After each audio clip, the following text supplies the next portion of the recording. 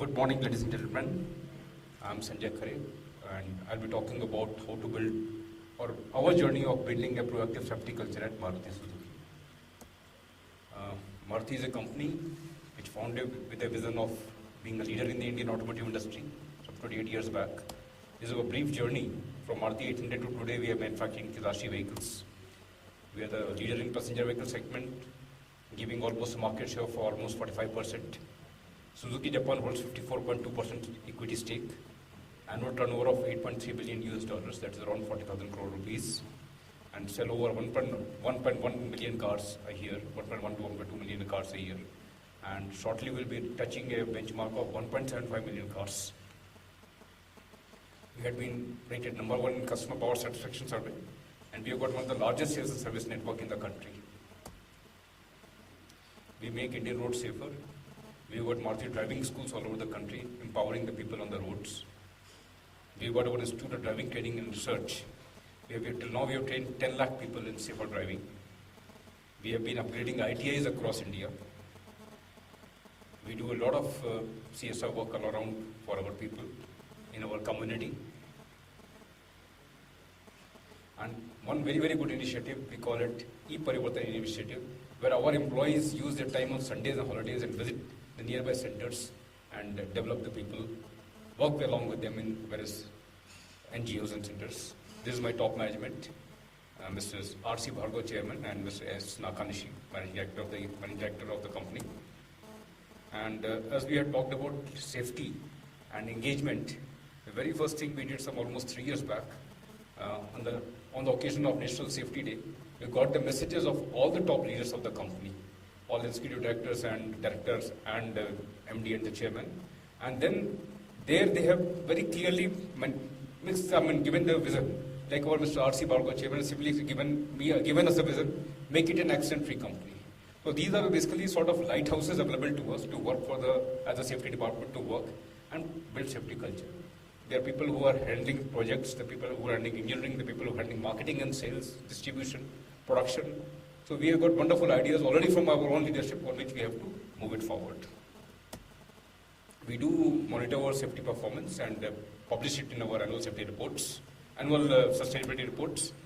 And in that corporate, we are also working on triple bottom line performance, economic performance, environmental performance, and social performance.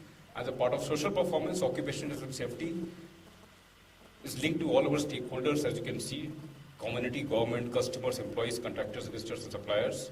Government, as far as all the compliances are concerned, we try to do it as much as possible, almost 100%. We try. Community, we are always shown the CSR initiatives taken. Already I'll be touching upon the suppliers and visitors aspects, contractors, employees, and customers. Customers certainly is basically as our product quality and product services, so that I'll not touch. Other areas I'll be touching in a brief fashion.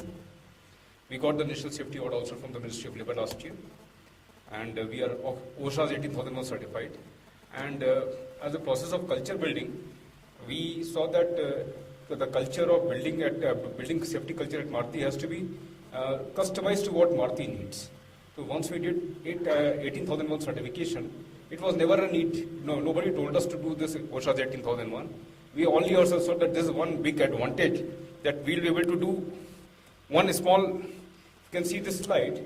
We see that safety culture building is nothing but having a standard specification for all to follow, setting safety standards for all, and then train them on all.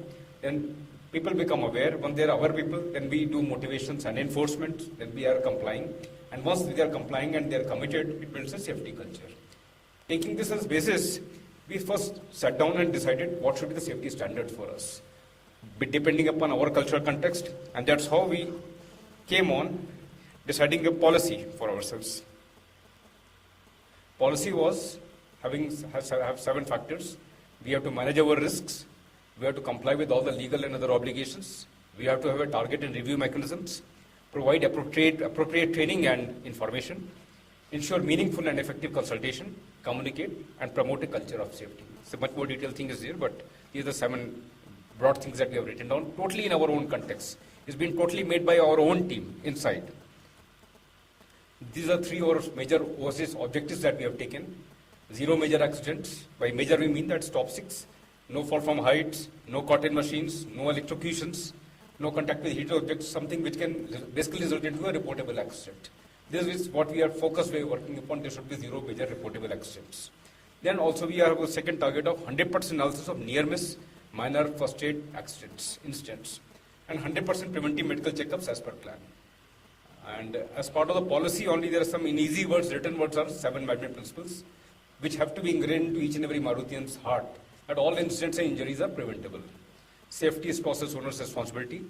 Concern and control support for safety shall be demonstrated by all leaders. Working safely is a condition for employment and performance. Every job shall be assessed for the risk involved. Safety training shall be made available. And safe work is influenced through peer pressure. This is a very important word. Like if I am driving, I am not putting a seatbelt on. My child sitting next to me will say, Papa, put your seatbelt on, and I will put it back. Same way, a person, there is a basis of behavioral safety also, that your next door person, your immediate colleague should be able to tell you that this is where you are making a gap, please improve it. I think this we have already touched that, why it's so much important for, safety is important for building the business.